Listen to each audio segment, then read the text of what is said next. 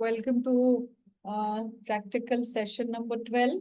The agenda for today would be to do this question for the heteroscedasticity topic. तो पहले तो हम लोग पढ़ लेते हैं कि what are we supposed to do and then let's try to figure out कि क्या करना है, ठीक है? तो refer to the wage data which is given in table 9.2 which is found on the textbook's website. Regression 9.30 gives the results of the regression of the log of wage on the log of education. तो basically हमारी text book में एक equation है 9.30, वहां पे जो results हैं जहां पे आपको क्या करना है, log of ways and log of education उनको आपस में रिग्रेस किया गया है. So based on the data which is from your table 9.2, you have to verify this regression कि actually यही regression आ रहा है ना जो आपको टेक्स्ट बुक में भी दिया गया है. That is first thing. Second thing, based on this, for this regression, obtain the absolute values of the residuals as well as their squared values and plot each of them against education. तो आप ये जो भी regression run करोगे उसमें residuals की absolute value, residuals मतलब आपकी actual value of y minus your predicted values और उनका magnitude, that is the absolute value of residual and residual का होल स्क्वायर. इसको आपको एजुकेशन के अगेंस्ट जो है प्लॉट करना है. And then you have to see कि do you feel there is some evidence of heteroscedasticity और नॉट. तो if you feel that there is heteroscedasticity तो आपकी एक्सपेक्टेशन क्या रहेगी कि अगर मैं रेसिडुअल या रेसिडुअल स्क्वायर को एजुकेशन के अगेंस्ट प्लॉट करूंगी तो क्या होना चाहिए, what kind of plot should I see, कैसा प्लॉट दिखाई देना चाहिए. Should we have some pattern और no? Yes, pattern. We should see some sort of pattern. Maybe it's increasing, decreasing, quadratic, cubic, something should be there. ठीक है? So that is next thing that we have to figure out. Part number C saying do the Park and laser test on the residual of this regression. What conclusion do you draw? ठीक है? So basically Park and laser test आपको करना है residuals of this regression पे. और वो जब आप टेस्ट करते हो तो आपको क्या कंक्लूजन देखने को मिलता है. तो पार्क एंड लेजर टेस्ट क्या बोलता है, what are we suppose to do, क्या करेंगे हम लोग.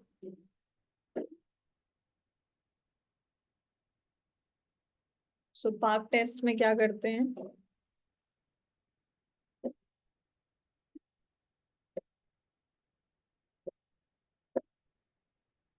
हम लोग जब भी हमें पार्क टेस्ट रन करना होता है, पार्क एंड लेजर टेस्ट, तो हम लोग क्या करते हैं, पहले अपना original regression as it is हम लोग रन करते हैं. फिर वहां से हमारे पास रेसिडुअल्स आते हैं और जो रेसिडुअल्स आएंगे हम उसका स्क्वायर लेंगे और फिर उसका लॉग लेंगे, right. And then we will add all the explanatory variables that were there in my original model. और फिर अगर मेरे को जो मेरे कोएफिशिएंट्स हैं अगर वो सिग्निफिकेंट आ रहे हैं, that means there is some connection between my explanatory variables and my residuals, that is an indication of heteroscedasticity, right. तो अगर मेरे रेसिडुअल्स को मैं अगर अपने एक्सप्लेनेटरी वेरिएबल्स के साथ रिग्रेस करूं और मुझे वो जो कोएफिशिएंट्स हैं वो सिग्निफिकेंट अगर आ जाते हैं तो that means that there is some sort of relationship between the residuals and my explanatory variables, which is an indication for heteroskedasticity, right? Yes, ma'am. तो फिर हमारा जो है रिजल्ट हो जाएगा इस आंसर का कि yes, we do see some sort of heteroskedasticity coming here into the picture. So that is another thing. उसके अलावा the other test, the Glaser test, वो क्या बोलता है, क्या करना चाहिए उसमें कि आप एब्सोल्यूट वैल्यू ऑफ रेसिडुअल्स है उसको एक्सप्लेनेटरी वेरिएबल्स के साथ रिग्रेस करो, राइट. एंड वहां पे अगर सिग्निफिकेंट आ जाते हैं coefficient, that also is a signal for heteroscedasticity, right. काफी सारी चीजें देखी थी उसी तरीके से हमने. Yes, ma'am. और तो पार्क टेस्ट में आप क्या करते हो? Is there anything specific that we are suppose to do?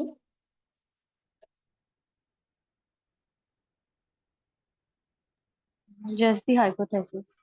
तो just the hypothesis, two variable अगर रिग्रेशन है,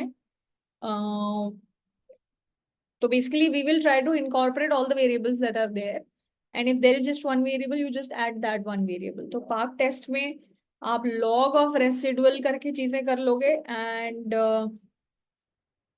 स्क्वायर रेसिडुअल ऑन x, ठीक है, एंड उसके अलावा मतलब there are lot of variations which are there, तो हम लोग सिर्फ रेसिडुअल बेसिकली मेरा log ऑफ रेसिडुअल स्क्वायर होगा, और on the explanatory variable side I can either have log of my explanatory variable, or I can just have my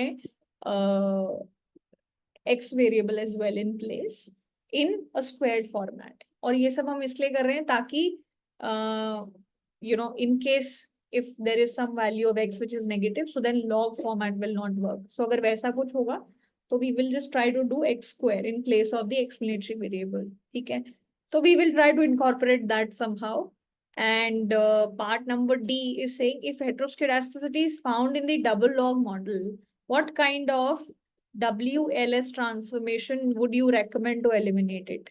तो अगर जो log wage and log education उस तरीके के model में हमारे पास हेट्रोस्केडास्टिसिटी मिलती है, तो किस तरीके का WLS weighted least square transformation आप रेकमेंड करोगे? So what kind of transformation would you recommend if you see some heteroscedasticity over there? तो क्या करेंगे हम लोग? व्हाट डू यू थिंक, क्या करना चाहिए अगर दोनों तरफ लॉग है और हेट्रोस्केडास्टिसिटी दिखाई दे रही है? तो कैसा ट्रांसफॉर्मेशन करें?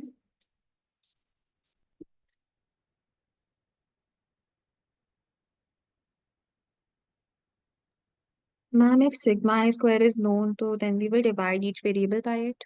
But it won't be known here, and if it is unknown, then Ma'am, we had a particular formula for it to estimate with EI. That was, I think, yi minus b1 minus b2 xi divided by sigma I whole square. so if this is unknown, then I have to kind of make some sort of assumption कि जो मेरी variance है उसका किस तरीके का relationship है with my ex size, right?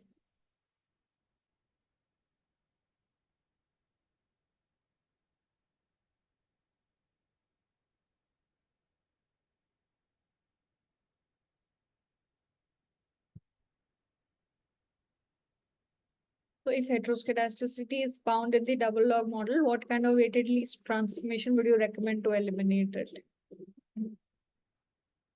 तो मुझे पैटर्न देखना पड़ेगा, राइट, कि मेरा जो एरर है, मेरा जो सिग्मा स्क्वायर है, वो किस चीज के प्रोपोर्शनल है, राइट? तो मे बी मैं क्या कर सकती हूँ, मैं रेसिडुअल्स का और मेरा जो एक्सप्लेनेटरी वेरिएबल है उसका स्कैटर प्लॉट ड्रॉ करूंगी, और उसके बेसिस पे देखूंगी कि वो स्क्वायर्ड आ रहा है, या वो डायरेक्ट रिलेशनशिप है, या वो क्यूबिक रिलेशनशिप है, राइट? और उसके हिसाब से फिर मैं दोबारा से अपना मॉडल ट्रांसफॉर्म करके उस चीज को रिग्रेस करूंगी, right?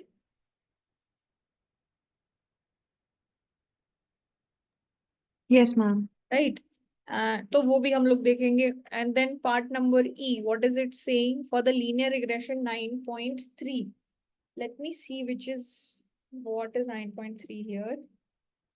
So there is 9.30.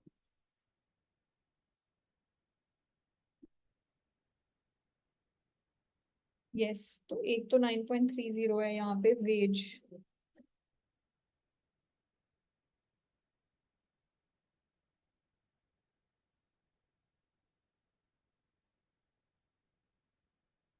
and 9.3 that they are referring is 9.3. 9.3 जो है for the linear regression 9.3, there was some evidence of heteroscedasticity.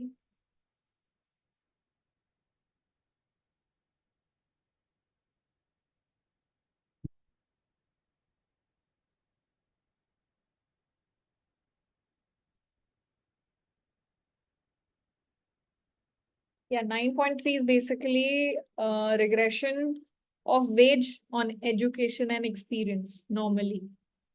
And the other one, 9.30, was basically regression of log wage on experience and all of that. तो अगर आपको linear regression में कोई evidence दिखता है हेट्रोस्केडास्टिसिटी का, लेकिन लॉग लॉग मॉडल में अगर हेट्रोस्केडास्टिसिटी नहीं दिखती, तो which model would you choose and why? And part number F is, can you compare the R squares of the two regressions? Why not? So this is pretty straightforward. Why can't you compare R square of the two regressions that we've talked about? One was linear and the other one was log. Why can't we compare? Because the form of the dependent variable is different.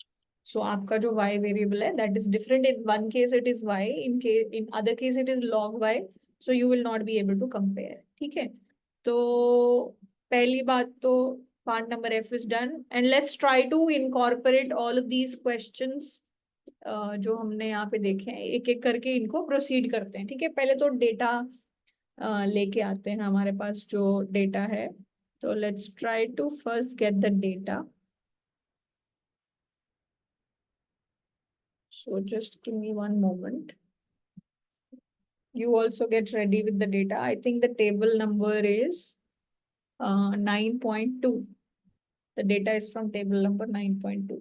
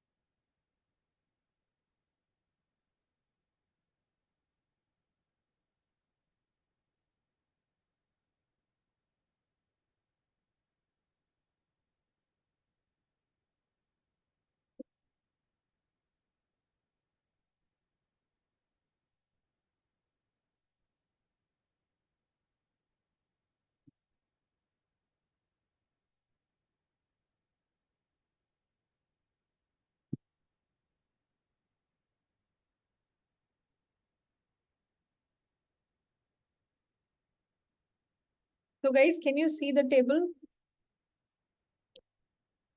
Yes. Yeah, so this is my data, table 9.2. इसमें क्या है? Wage और occupation, sector, union, status, education, experience, age, sex, marital status, race, region, ये सबका data दिया हुआ है. ठीक है? एंड ये काफी सारी ऑब्जर्वेशंस के लिए है. The original data blah blah blah. Okay, 534 values we have. Okay, so सबसे पहले तो हम लोग जो है verify this regression, which is 9.30. Let me just verify once more. What is this 9.30 saying?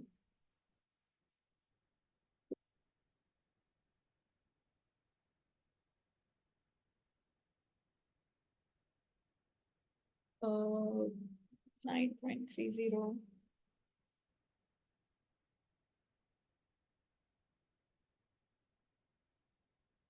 Refer to the data, get the table, find based on the table 9.30.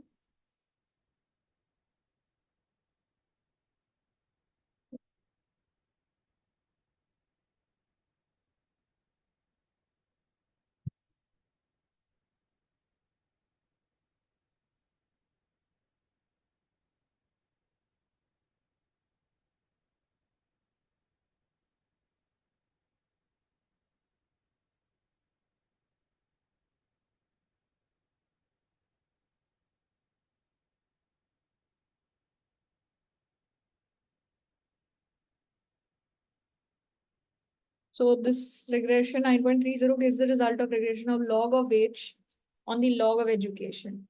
But जो मैं book में देख पा रही हूँ 9.30 जो वो refer कर रहे हैं, that is referring to wage, education and experience.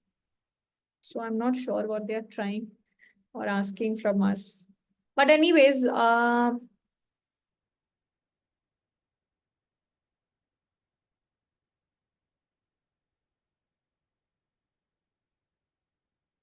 let me show you what 9.30 is showing. Let's try to exactly get this then, whatever is being shown here.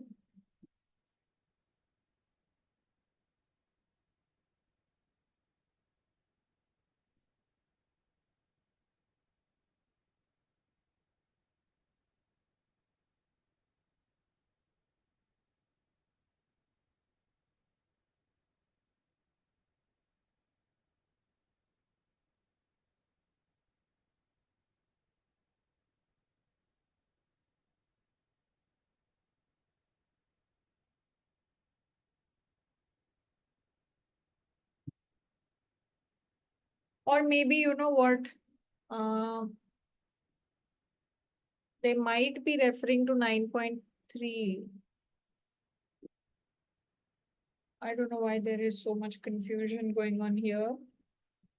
9.30 is wage, education and experience, and these are all white heteroscedasticity corrected errors that we have got.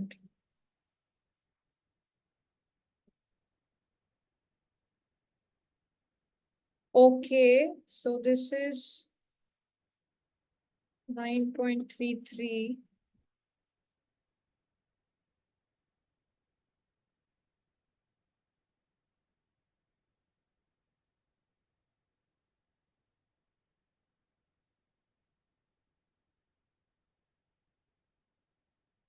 Just give me one moment. Let me figure out what is happening.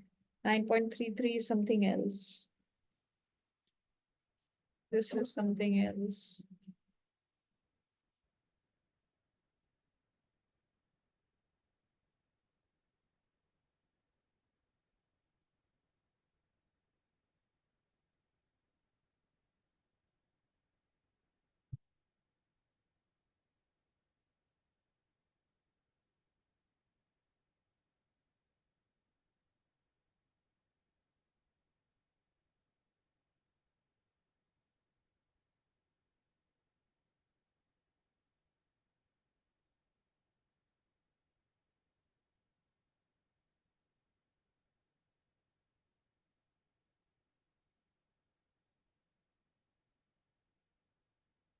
I feel they are referring to this, the log values. Let's see. I'm sharing my screen in a while.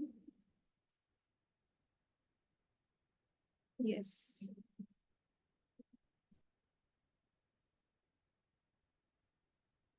Yes, so instead of 9.3, they should have said 9.29 because that is the correct version. So I'm just sharing that now.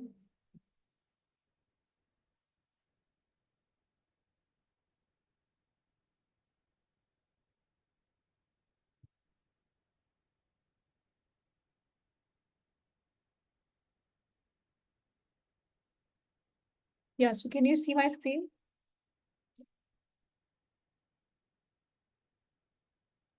Yes, ma'am. So in the book, they are asking us to replicate these results. So वो log wage, log education and log experience. So इन्होंने actually question में 9.30 लिखा हुआ है कि इसको replicate करना है.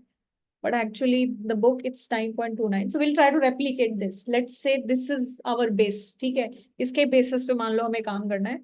So we have to replicate our results. तो सबसे पहले data हम लोग load कर लेते हैं and then we will start from there. ठीक है? ये मेरा data है. So, okay, let's start with that. Where is the R Studio?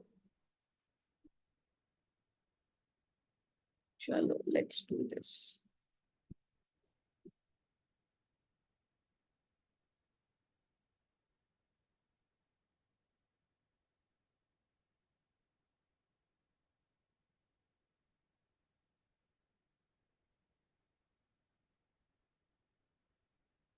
ठीक है, so let's start.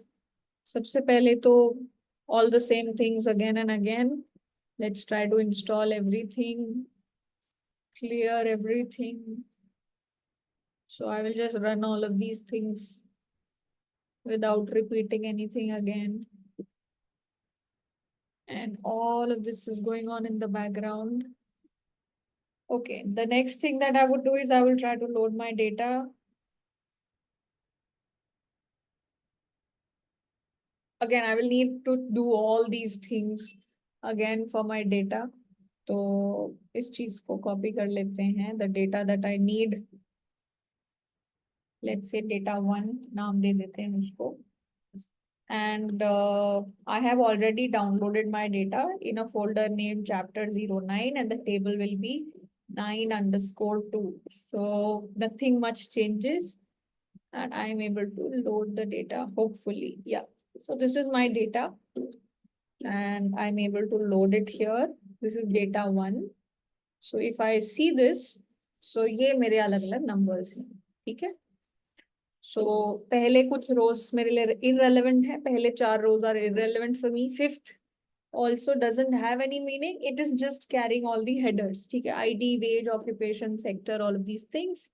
And when you go down, you see that last row number 529 से लेके 33 is also not relevant for you. So we will just remove that. And column के हिसाब से everything is relevant for me, right? So सारे columns मेरे लिए relevant है. तो पहले मैं वो rows eliminate कर देती हूँ जो मुझे नहीं चाहिए. तो let's try to do that.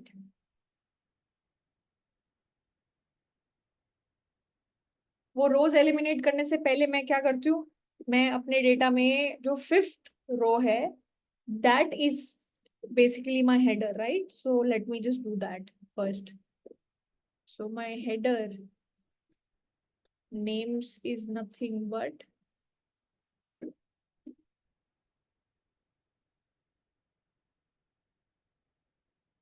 data, and it should be in this format.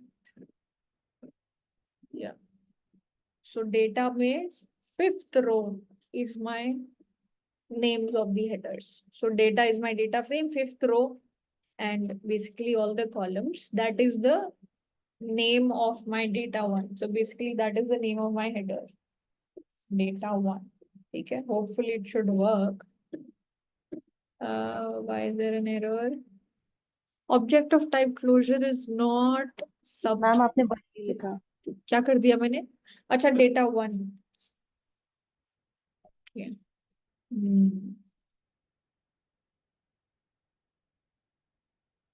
Okay, so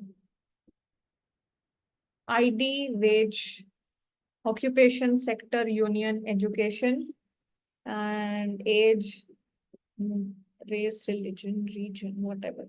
So everything is there in my header. So अब मैं peacefully जो है पहली 5 रो और आखिर में 529 से वो सब एलिमिनेट कर सकती हूँ.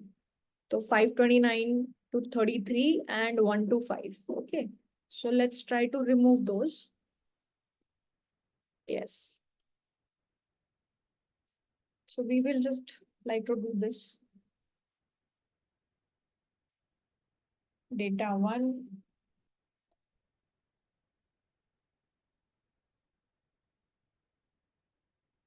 Data1. पहली 5 rows and 520 something it was. 29. हाँ, 529 से लेके 529, 33. 531, 532, 533. ठीक है, ये सारी रोज मुझे हटानी है. And that is all. Okay, तो ये सब मैंने हटा दिया. अब मेरा डेटा जो है 523 ऑब्जर्वेशंस का हो गया है. And everything is sorted, looks fine. ठीक है, तो ये ठीक है. और header is also fine, rest everything is well. बस अब ये देखना है कि ये जो डेटा है ये अब सारे के सारे कैरेक्टर्स हैं, तो अब इन सबको हमें न्यूमेरिक में कन्वर्ट करना है, and then there are too many, but I don't actually need to do too many. I will only convert the ones which I need. So मेरे लिए जो relevant है वो है wage, education और experience. So मैं बस उनको change कर लूंगी, ठीक है? तो बाकी सारी चीजें जो मुझे use में नहीं है, I will not touch them. I will just do the one which are absolutely necessary. Data 1, change it from wage to wage. And this is also wage to wage. And this is also wage. Oh God, why am I doing wage again and again? Education, sorry. Education. Education. This is experience. And this is also experience. ठीक है? चलो, very nice, ठीक है? तो इनको run कर देते हैं. अब वेज न्यूमेरिक हो गया है, एजुकेशन और एक्सपीरियंस ये सब न्यूमेरिक हो गए हैं, ठीक है? सो this is what I need. उसके बाद मुझे क्या करना था, मुझे कुछ चीजें करनी थी, वो देख लेते हैं एक बारी. सो yes, so we had to verify the regression which is given in this table. So उसके लिए मुझे log wage, log experience, log education ये सब चाहिए. तो मैं पहले 3 और वेरिएबल्स क्रिएट कर लेती हूँ, 3 कॉलम्स क्रिएट कर लेती हूँ in my data with log wage, log experience and log of experience, education and wage. ठीक है? तो let me try to create them then first. This is also not needed. Yeah, perfect. ठीक है? So now I need to add the log values, right? ठीक है, तो अब log में convert करना है. तो ये changes कर दो आप. Data 1 में मुझे क्या चाहिए? Log wage, log education and log experience. And यहाँ पे मेरे पास ये जो टर्म्स हैं ये क्या हो जाएंगी? Wage, education and experience.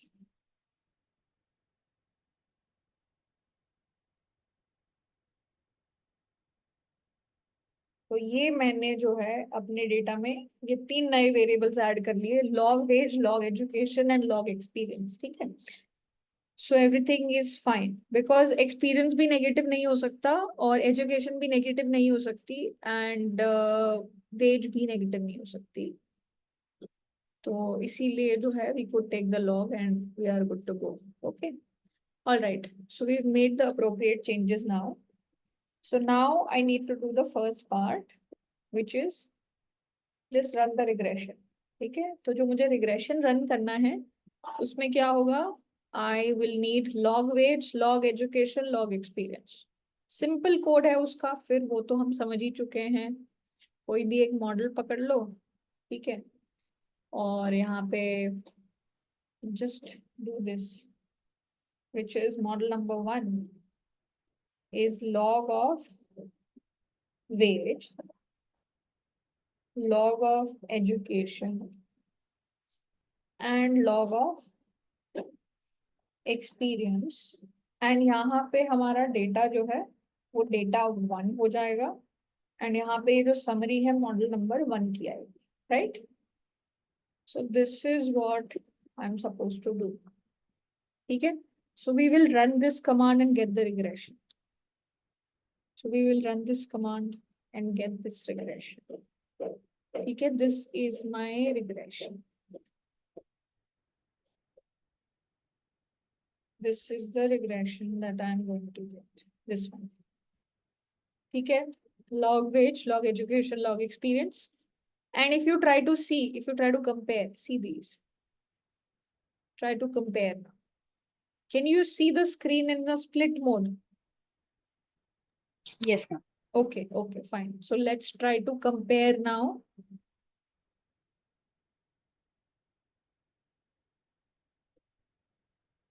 देखो, ठीक है.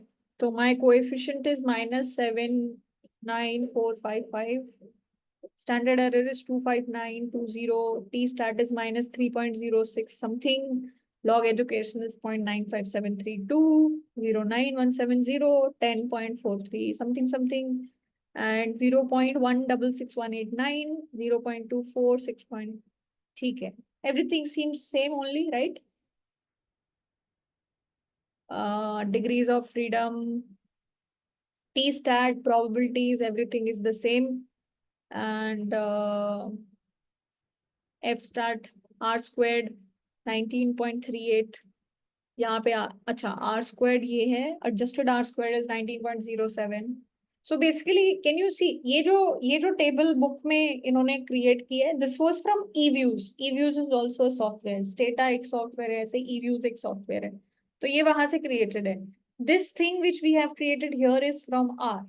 So ऐसा नहीं होना चाहिए कि आपका सॉफ्टवेयर बदलता है तो आपके रिजल्ट बदल जाते हैं, तो फिर तो प्रॉब्लम हो जाएगी, राइट? क्योंकि the thing that you're trying to do is the same, so the results that you should be getting should also be the same. तो irrespective of ये चाहे आप Excel में करो या आप Stata में करो या R में करो या कहीं पे भी करो, the result should come out more or less same.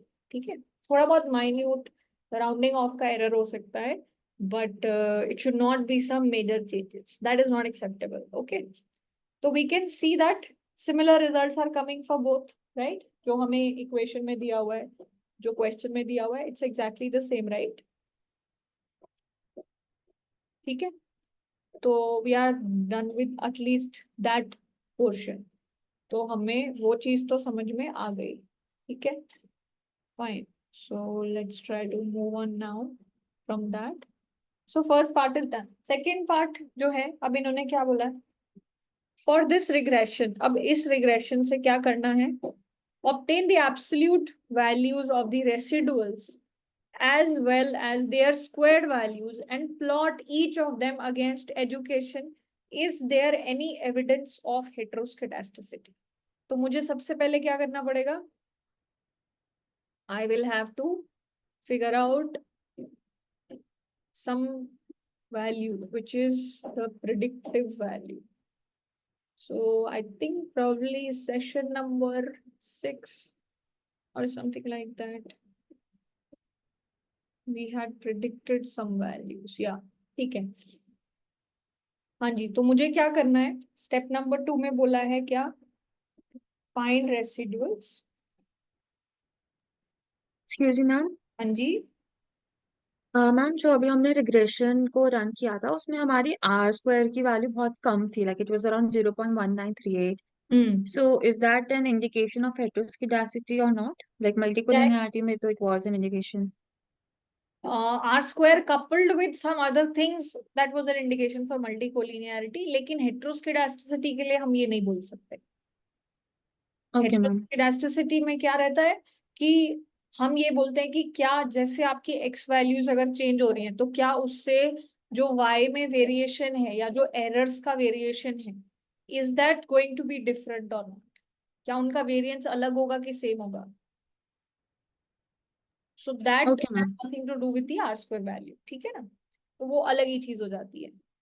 तो ठीक है, पार्ट नंबर 2 में what are we suppose to do? Find the absolute value of residuals, square them and plot each of them against education. ठीक है, तो fine, is there any evidence for heteroscedasticity? And plot them against education. ठीक है, तो जो ये बोल रहे हैं वो कर लेते हैं. पहली बात तो ठीक है, एक नया वेरिएबल बना लेते हैं विच इज रेसिडुअल. हाँ, सो मेरा जो डेटा 1 है उसमें मुझे रेसिडुअल नाम का एक कॉलम बना लूंगी which is the residual which has come from model number 1. ठीक है, तो हाँ, और मुझे उसकी रेसिडुअल्स एब्सोल्यूट वैल्यू भी चाहिए, राइट? हाँ ठीक है, ठीक है, पहले तो इसको रन करती हूँ मैं। इसको रन करने के बाद जो मेरा डेटा आया है वो ये है, residuals, these are the values of residuals that I am going to get. ठीक है, but what do I need? I need one square value residual whole square, and I also need another variable which is not residual but the absolute value of residual. I think इसके लिए एक function होता होगा हमारे पास which is mod. Hopefully that is the function. Let me try to see. तो अब मैं एक नया वेरिएबल बनाती हूँ, absolute value of residual is equals to mod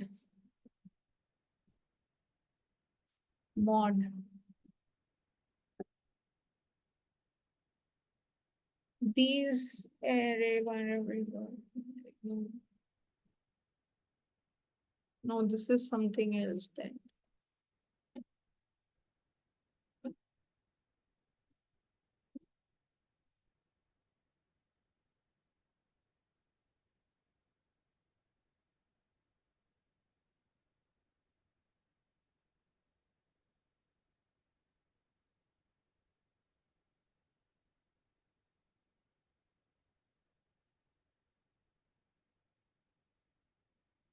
ठीक है, अब मैं थोड़ी हेल्प ले लेती हूँ कि एब्सोल्यूट वैल्यू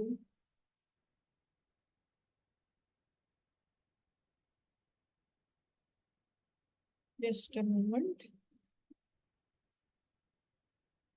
मुझे एक डेटा क्रिएट करना है जिसमें एब्सोल्यूट वैल्यू चाहिए, right?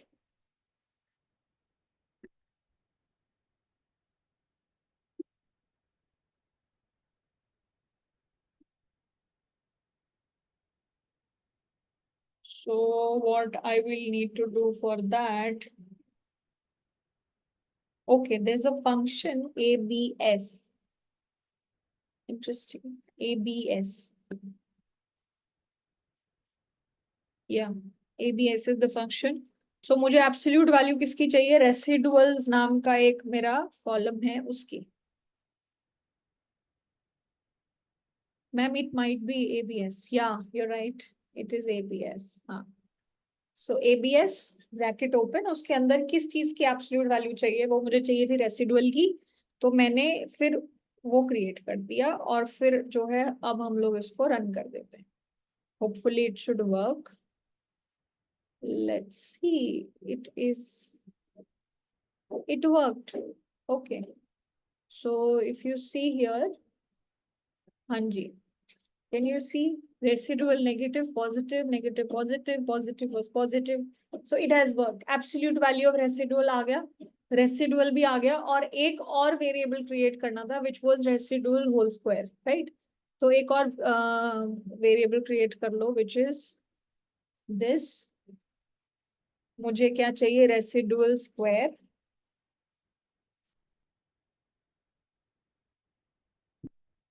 which is residual raised to the power 2. This is what I want. So let's just try to run that. ठीक है, hopefully that also works. So residual square, ठीक है, तो ये जो रेसिडुअल था उसका स्क्वायर जो है वो भी आ गया। All the values are positive, और ये E और ये -0.3 का मतलब होता है 10 raised to the power minus whatever, ये सब होता है इसका मतलब, ठीक है? So anyway, these are very small values. ठीक है, तो हमने जो जो चीजें जो हमारे को वेरिएबल्स चाहिए थे वो हमने बना लिए हैं। अब मुझे क्या करना है? I have to plot absolute value of residual, absolute value of residual, so yeah, absolute value of residual as well as squared values, and plot each of them against education. तो अब मुझे क्या करना है? दोनों को एजुकेशन के against plot करना है। तो देखते हैं अभी। ठीक है, मुझे प्लॉट करना है, तो मैं क्या कर सकती हूँ? I can just use all these values, these ggplot values that we used from last time. Let's try to see that. Hopefully मैंने ggplot load किया हुआ है। Just a moment. या star गेजर, all of that is fine, ठीक है। हाँ जी, तो मैं क्या करूंगी, मुझे चाहिए, मेरा डेटा है डेटा 1, ठीक है। ओके, मेरे एक्स एक्सिस पे जो वेरिएबल जाएगा वो क्या होगा, एजुकेशन, विच इज EDUC। मेरे वाई एक्सिस पे एक वैल्यू जो जाएगी वो होगी एब्सोल्यूट वैल्यू ऑफ रेसिडुअल, उसका नाम है ABS underscore residual, this is one. And other Y value which I have, इसका नाम है रेसिडुअल अंडरस्कोर स्क्वायर, SQ। और इसका नाम जो है मैं रख दूंगी एब्सोल्यूट और residual value, and this one will be residual whole square, residual squared, right? Residual squared and absolute residual. And let's try to see how it's going to look now. ggplot data कौन सा है, x axis पे क्या रखोगे, all of that is there, and let's try to expand it. This is how it is going to look. इस तरीके से दिखाई दे रहा है हमें ये वैल्यू।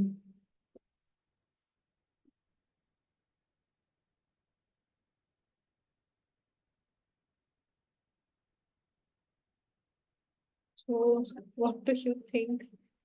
एक एक करके प्लॉट करते हैं, पहले ना इसको नहीं प्लॉट करते, मान लो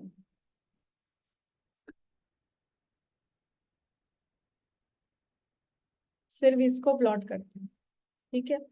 और इसको देखते हैं,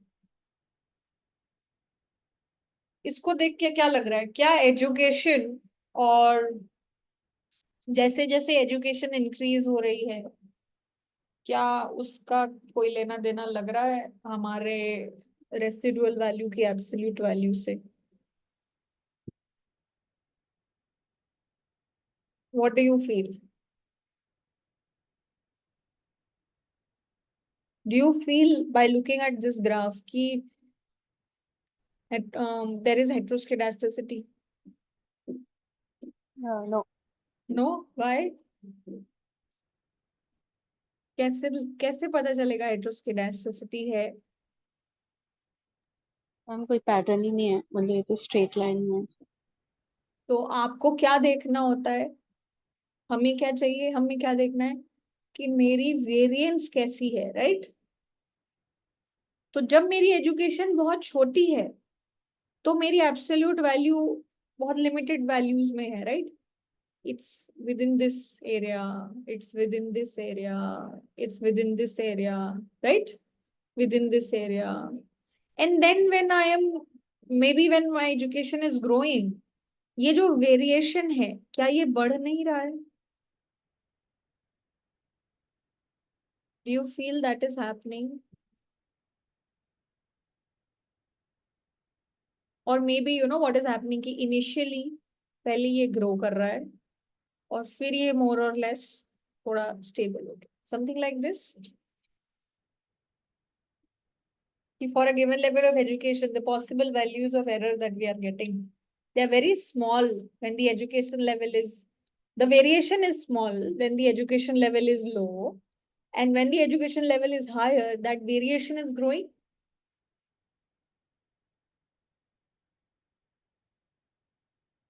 और मेरी Yes. होमोस्केडास्टिसिटी का जो अजम्पशन है उसका मतलब क्या होता है कि मैं ये नहीं कह रही कि आपका वेरिएंस जो है, हम तो बस ये बोल रहे हैं आपका वेरिएंस जो है वो सिमिलर होना चाहिए, मतलब मेरी वैल्यूज यहाँ पे भी इसी इसके बीच में ही लाई करें, फिर यहाँ पे भी इसके बीच में लाई करें, फिर यहाँ पे भी इसी के बीच में लाई करें, फिर ऊपर भी इसी के बीच में लाई करें, फिर जो वेरिएशन है वो सिमिलर रहे, चाहे आपकी मीन वैल्यू वो ग्रो करती रहे, राइट?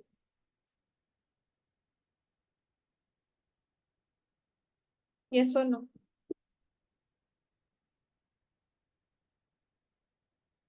तो कहीं ना कहीं यहाँ पे क्या देखने को मिल रहा है कि ऑल्दो मैंने एब्सोल्यूट वैल्यू कर दी है तो मतलब मेरी सारी वैल्यूज ऑब्वियसली पॉजिटिव ही रहेंगी, तो कहीं ना कहीं मेरा variation as my education is growing it's going to go up, ऐसा फील हो रहा है देखने से।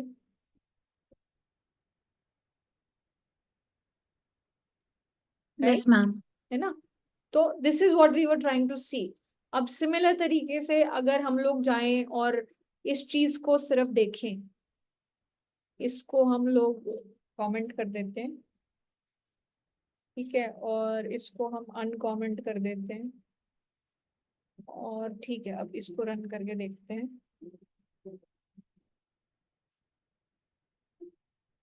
हाँ, what about this now? This also feels similar to that, right?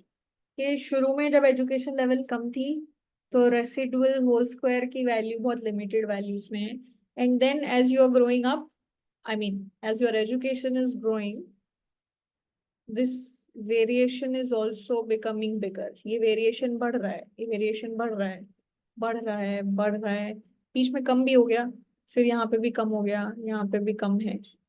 तो एक तरीके से मुझे पैटर्न तो दिख रहा है कि पहले it is growing and then maybe it's becoming stagnant और इट्स गोइंग डाउन। तो इससे मुझे क्या पता चलता है कि मे बी 12 से 13 साल या 14 साल की पढ़ाई जो है, वहां तक जो बेनिफिट है on labour wages that is growing, and then उसके बाद एडिशनली चाहे किसी ने 16 साल पढ़ाई की हो या 17 साल, वो थोड़े से सिमिलर तरीके से ट्रीट किए जा रहे हैं, right? But I do see a pattern looking at these values, right? तो ये सब डायग्राम्स देख के हमें क्या फील होना चाहिए कि हाँ, कुछ ना कुछ तो कनेक्शन देखने को मिल रहा है, राइट? ठीक है, okay, Okay. All right. And इसके अलावा एक चीज और कर सकते थे जिससे चीजें और अच्छी हो जाती, वो ये था कि अब मैंने यहाँ पे वेरिएबल जो है एजुकेशन लेने को बोला है इन्होंने। मेरा जो वेरिएबल था जो रिग्रेशन में मैंने यूज किया था वो क्या था? Log education. So let me maybe try to plot that. And when I do that, अच्छा यहाँ पे ये हो गया ना, ठीक है, इसको प्लस करते हैं, अब देखते हैं। So when we try to do this, so here also we kind of feel that there is a similar pattern. For one point it's growing and then maybe it's becoming stagnant. ठीक है, log education के साथ भी similar ही link है यहाँ पे, ठीक है, fine.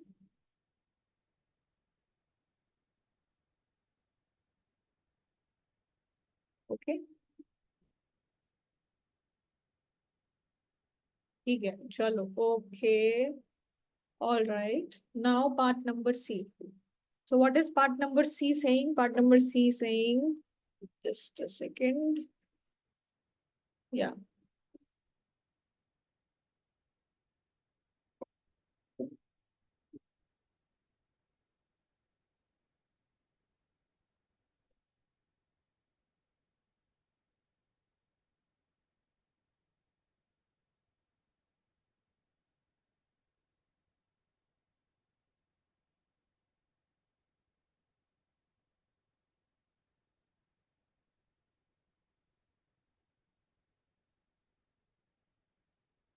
Guys, did my screen froze?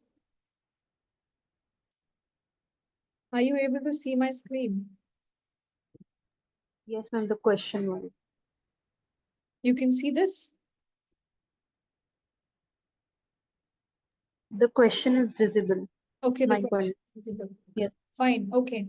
Yeah, so, part number C. What is part number C saying now?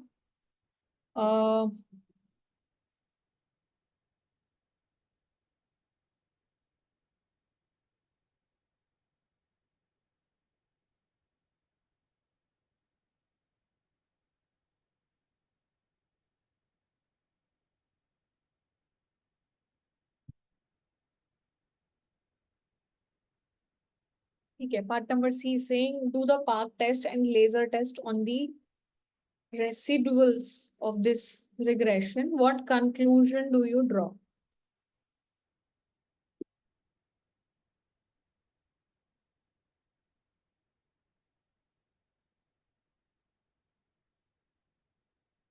You should give me just 1 more minute.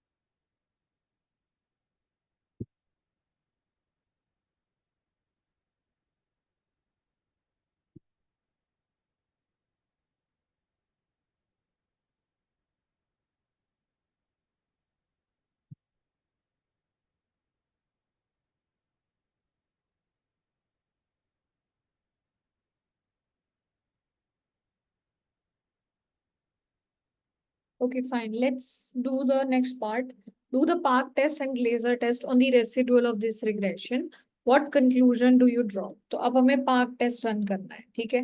तो Park test क्या बोलता है हमें? What should we do? तो Park test के लिए हम लोग क्या करते हैं? जो हमारे रेसिडुअल का होल स्क्वायर है उसकी log value and then multiple explanatory variables we are going to take, right?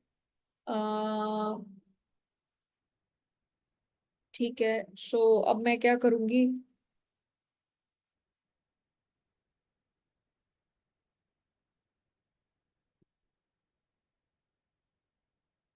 ठीक है, तो अब पार्क टेस्ट रन करने के लिए लॉग ऑफ रेसिडुअल स्क्वायर चाहिए और जो मेरे एक्सप्लेनेटरी वेरिएबल्स हैं उसका लॉग वैल्यू, ठीक है? या फिर वो वैल्यूज आप डायरेक्टली भी यूज कर सकते हो. तो नेक्स्ट चीज मुझे क्या करनी है if I want to do the park test? तो पार्क टेस्ट में क्या करूंगी मैं? Log of residuals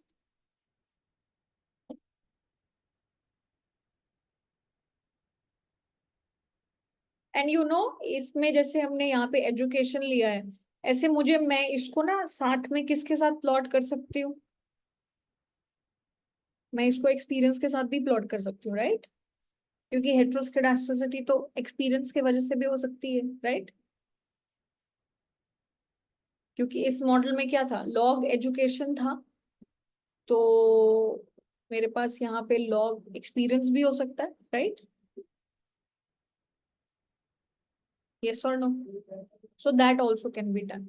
So what I will do in park test is log of residuals को मैं plot करूंगी log of my explanatory variables. और मेरे explanatory variables क्या थे यहाँ पे? Log of education and log of experience, right? Log of education and log of experience. ये चीज समझ आई? So either the form is this or you can have another form which is this. क्योंकि book में ये भी लिखा हुआ है कि आप या तो ये कर लो या तो आप ये भी कर सकते हो. You can also do this, right? And then what do you have to see? कि आप जब ये मॉडल रन करोगे तो ये जो कोएफिशिएंट्स हैं ये सिग्निफिकेंट, इनके जो कोएफिशिएंट्स हैं अगर वो सिग्निफिकेंट आ रहे हैं तो क्या मतलब है? There is some evidence for heteroscedasticity, and if they are not coming out to be significant, then there is no evidence for heteroscedasticity, right? यही बोलता है पार्क टेस्ट, है कि नहीं? ठीक है, तो मैं क्या कर सकती हूँ? मुझे रेसिडुअल्स, तो रेसिडुअल स्क्वायर, हाँ रेसिडुअल स्क्वायर मैंने किया हुआ है, उसका लॉग वैल्यू ले लेती हूँ. एंड सिमिलरली अगर मुझे फर्स्ट फॉर्म को इम्प्लीमेंट करना है तो फर्स्ट फॉर्म क्या बोलती है? Log of your explanatory variables. तो मेरे एक्सप्लेनेटरी वेरिएबल मेरे मॉडल में लॉग एजुकेशन और लॉग एक्सपीरियंस थे, तो I might have to take the log value again, ठीक है? और ये आप कई बार क्या कर सकते हो? You can take the square of that as well, और maybe this is fine, ठीक है?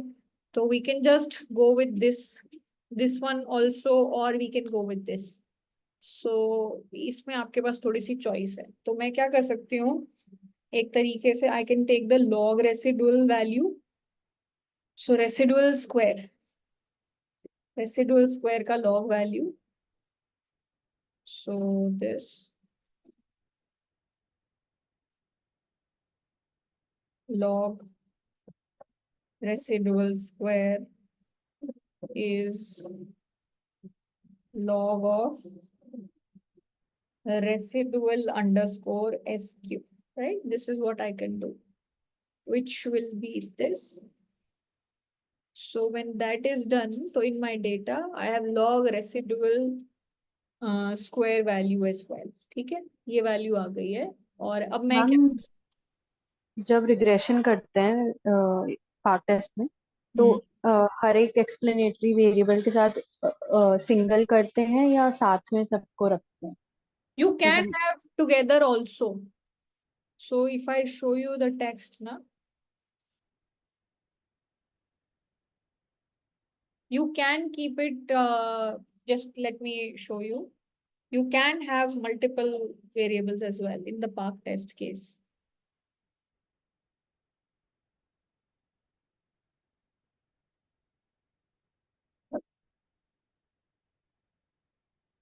Okay, so इसमें क्या लिखा हुआ है? Run the original model despite the heteroscedasticity problem. Then you get the residuals, then you square them, and then you take the log value. So this is done. Then what you are supposed to do is you have to use an explanatory variable in the original model. And if you have more than one explanatory variable, then you have to run the regression against each of the xi. Okay, so अलग-अलग करना है. और अगर आपको अलग-अलग नहीं करना है, then what you can do is जो आपके मॉडल में से प्रिडिक्टेड वैल्यू ऑफ y आई थी, the value of y that you have predicted, so you can do that regression on the predicted value of y. So either it could be, you know, us doing this,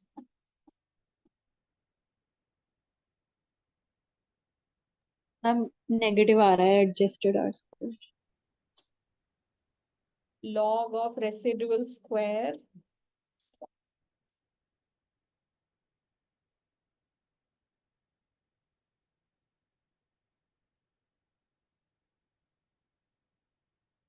so log of education, either you can have one this and then the other one this. And if you don't want to do this separately, then what you can have is maybe the predicted value y. ये 3 possibilities हैं जो आप कर सकते हो. अगर एक से ज्यादा है तो अलग अलग करके टेस्ट कर लो कि इसमें कुछ आ रहा है क्या रिलेशन, इसमें कुछ आ रहा है क्या relation. And if you don't want to do that separately, you can have just a single regression with the predicted values of y, जो आपने अपने ओरिजिनल मॉडल में देखी थी, राइट? ओके ठीक है, तो ओके, इसमें हम लोग फिर क्या करेंगे?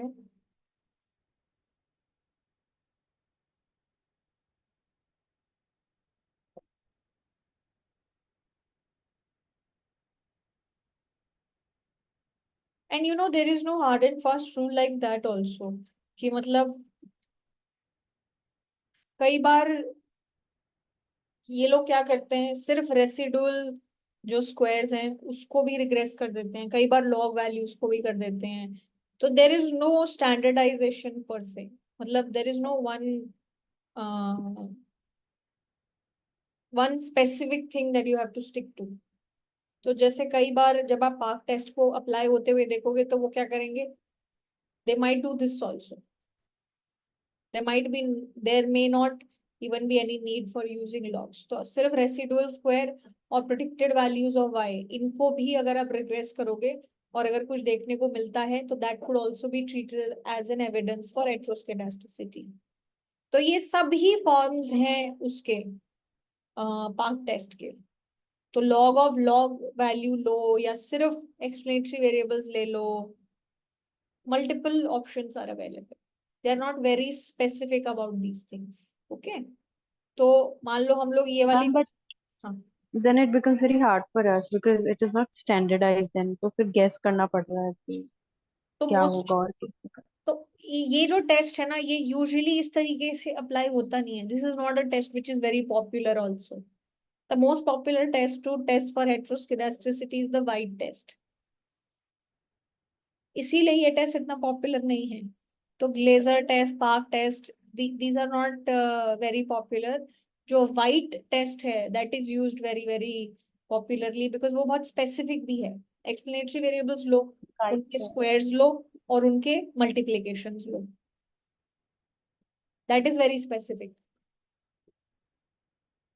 अब जैसे सिमिलरली अगर हम लोग लेजर टेस्ट की भी बात करेंगे, वहां पे भी फॉर्म स्पेसिफाइड नहीं होती. कभी आपका एक्सप्लेनेटरी वेरिएबल दे से कि या तो लीनियर फॉर्मेट में ले लो, या स्क्वायर रूट फॉर्मेट में ले लो, या इनवर्स करके ले लो, या 1/इनवर्स स्क्वायर कर लो, या स्क्वायर कर लो. बहुत सारी अलग अलग पॉसिबिलिटीज है, right, while doing the Glaser test also. So ये because इनका लॉजिक बड़ा सिंपल सा है. लॉजिक बस ये है कि अगर हेट्रोस्केडास्टिसिटी हुई तो जो आपके रेसिडुअल या उसके स्क्वायर जो हैं उनका कोई ना कोई रिश्ता होगा आपके एक्सप्लेनेटरी वेरिएबल्स के साथ. अब वो एक्सप्लेनेटरी वेरिएबल्स के साथ रिश्ता किस तरीके से है, वो स्क्वायर फॉर्मेट में है, लीनियर फॉर्मेट में है, वो आपको नहीं पता, राइट. वो कहीं ना कहीं आप थोड़ा सा आइडिया लगाते हो डायग्राम देके on the scatter plot part. तो इसका लॉजिक सिर्फ ये है कि क्योंकि अगर इसका कोएफिशिएंट सिग्निफिकेंट आ गया तो इसका मतलब क्या है कि वाई हैट और रेसिडुअल के बीच में कनेक्शन है. तो वाई हैट में भी अगर बढ़ रहा है तो रेसिडुअल बढ़ रहा है, तो that means there is no homoscedasticity. ये सिंपल सा लॉजिक है.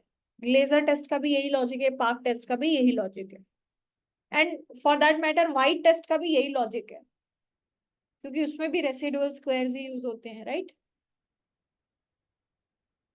तो हेट्रोस्केडास्टिसिटी बेस्ड जितने भी टेस्ट है उनका लॉजिक सिमिलर है.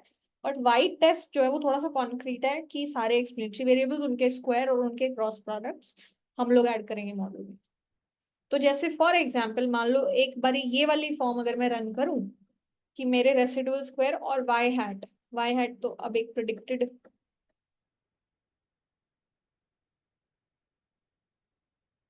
so what I will do is log wage predict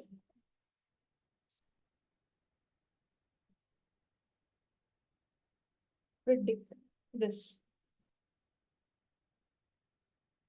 तो अब मेरे पास ये देखो, मेरे पास डेटा है जहां पे ये लॉग वेज की प्रिडिक्टेड वैल्यू है विच इज दिस, एंड मेरे पास लॉग ऑफ रेसिडुअल स्क्वायर्स भी है और रेसिडुअल स्क्वायर्स भी है. ठीक है, तो अगर मैं रेसिडुअल स्क्वायर और लॉग वेज प्रिडिक्टेड इन पे अगर रिग्रेशन रन करूं तो क्या होने वाला है. If I do this regression, let's say my model number 2 is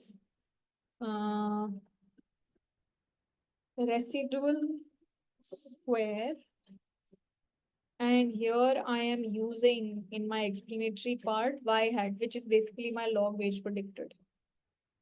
Log wage predict. ठीक है, और ये डेटा 1 में हम लोग यूज कर रहे हैं and this is 2. Let's try to see what is this saying. तो इफ यू सी दिस ना, तो आपको क्या देखने को मिल रहा है कि ये प्रिडिक्टेड वैल्यू और ये रेसिडुअल स्क्वायर्स जो हैं इनके बीच में जो कोएफिशिएंट है, is that significant? No. No. So इसको देख के मुझे क्या लगना चाहिए कि I don't think there is heteroscedasticity here, right. क्योंकि मेरा सिंपल लॉजिक क्या था कि इसका अगर कोएफिशिएंट सिग्निफिकेंट आ रहा है then it means heteroscedasticity. And let's say if I try to get this model log of residual squares जो हम बोल रहे थे, अगर log वैल्यू लेते हैं log of residual square, अगर हम लोग मान लो ये मॉडल रन करते हैं तो देखो फिर क्या हो रहा है. Can you see that this is significant or not? Not. This is also not significant. तो मतलब ये वाला पैटर्न भी फेल हो गया, यहाँ से भी कोई कनेक्शन नहीं देखने को मिल रहा है. ठीक है, अब इसके अलावा तीसरा जो चीज हमने देखा था वो क्या था, log of residual and may be log of education को प्रेडिक्ट करके देखो. तो यहाँ पे लॉग ऑफ एजुकेशन देखो, मैम लेकिन जब हम प्लॉट कर रहे थे, प्लॉटिंग में हमने कुछ और बात बोला कि, और फिर जब ये प्रॉपर रिग्रेशन हो रहा है फिर हम कुछ और बोल रहे हैं। हाँ, तो plotting is the starting point for doing this. अगर प्लॉटिंग में ही देखने को नहीं मिल रहा है तो हमें बिल्कुल क्लैरिटी है कि ठीक है, ऐसा देखने को तो लग नहीं रहा है, लेकिन यहाँ पे कहीं ना कहीं कुछ तो पैटर्न हमें दिखाई दे रहा था। फिर उस पैटर्न को और कंफर्म करने के लिए हम लोग टेस्टिंग स्टेज पे गए, लेकिन वहां पे हमें कुछ और पता चल रहा है। तो मे बी ये पैटर्न इतना सिग्निफिकेंट नहीं है। अच्छा, so our final decision would be based on regression. The test, या एंड ये टेस्ट भी जैसे एक टेस्ट नहीं है। अभी हेट्रोस्किडास्टिसिटी में हम भी सारे तरीके के टेस्ट, जब एक्चुअल में रिसर्चर काम करता है ना, वो किसी भी एक सिंगल चीज पे रिलाई नहीं करता। अभी आप किस पर्सपेक्टिव से देख रहे हो कि मुझे एग्जाम में क्या बोलना है, राइट?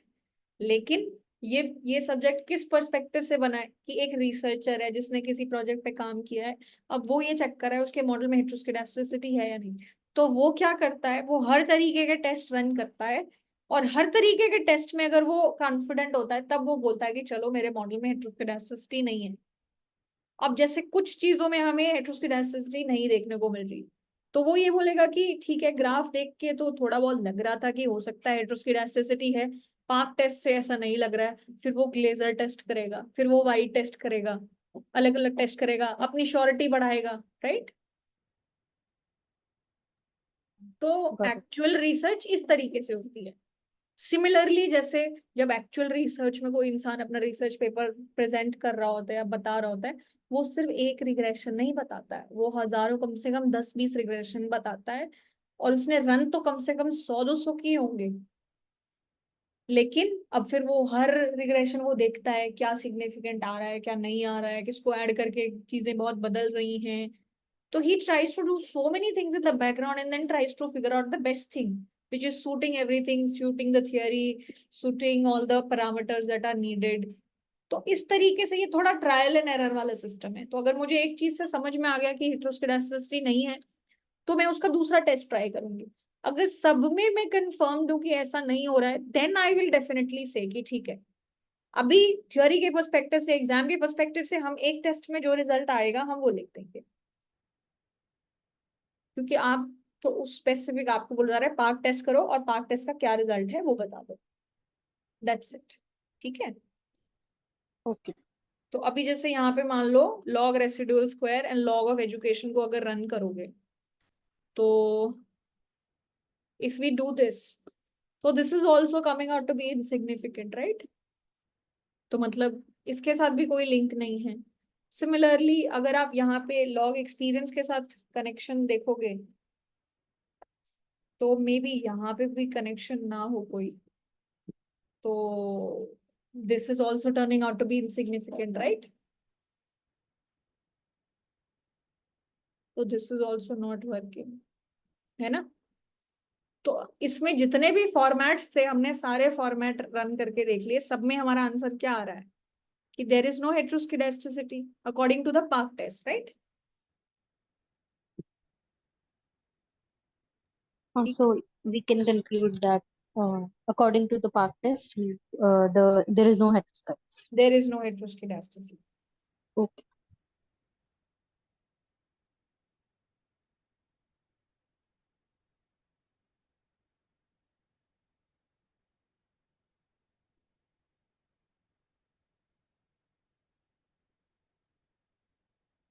एंड यू नो ये जो टेस्ट है ना, ये टेस्ट भी प्योर लॉजिक के बेस पे बनाए गए हैं।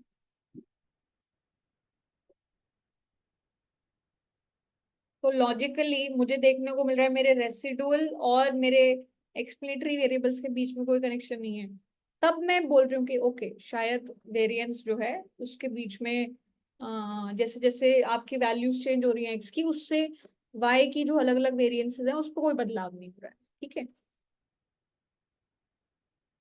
अच्छा, पार्ट नंबर सी में ही अब मुझे ग्लेजर टेस्ट करना है। तो ग्लेजर टेस्ट में क्या करोगे आप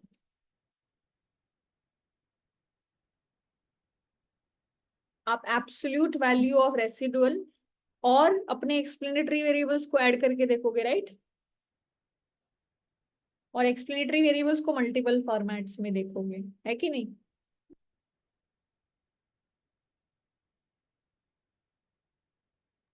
यस मैम। तो ठीक है, तो एक काम करते हैं, we will stop here for today, we have another class scheduled at 6, so we will continue this question. I would suggest you try rest of the parts, ठीक है, एक बारी try at least the Glaser test, and rest of the things are actually theoretical.